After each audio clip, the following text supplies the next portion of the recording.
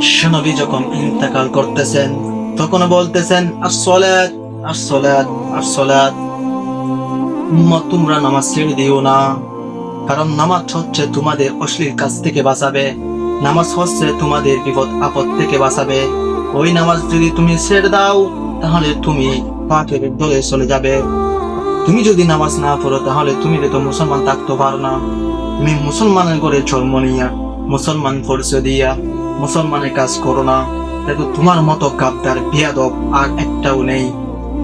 তুমি এত বড় গাদ্দার, এত বড় বেয়াদব, গাদ্দার বেয়াদব তুমি।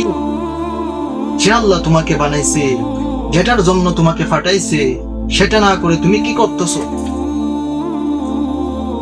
আল্লাহ তো কোরআনে কারিমে বলতেছেন, আমি জিন ও মানুষকে সৃষ্টি করেছি শুধুমাত্র আমার ইবাদতের জন্য। তুমি এখানে কি করতেছো?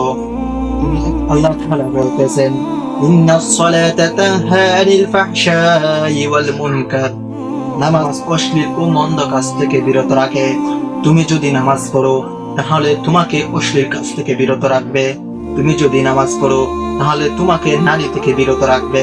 তুমি যদি নামাজ পড়ো তাহলে তুমি এত মিথ্যা কথা বলতেছো তা থেকে বিরত রাখবে। তুমি যদি নামাজ পড়ো তাহলে তোমার খাদ্যের অভাব হবে না। তুমি যদি নামাজ পড়ো তোমার বিপদ আপদ কেটে যাবে। তুমি যদি নামাজ পড়ো তুমি যেগুলো অশ্লীল কাজ করতেছো সেগুলো তোকে বিরত রাখবে, কারণ আল্লাহ তাআলা বলতেছেন নামাজ অশ্লীল ও মন্দ কাজ থেকে বিরত রাখে। তুমি যে একটাও নামাজ পড়ো না, তুমি তো একটাও সিজদা যাও না যুবক।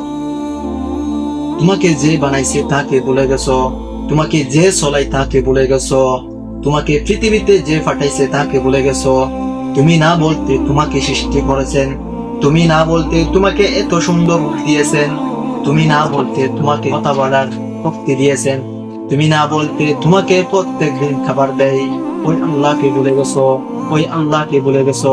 তোমার মতো বেয়াদব, কাঠঠাড়া বেয়াদব পৃথিবীতে একটাও নেই যুবক।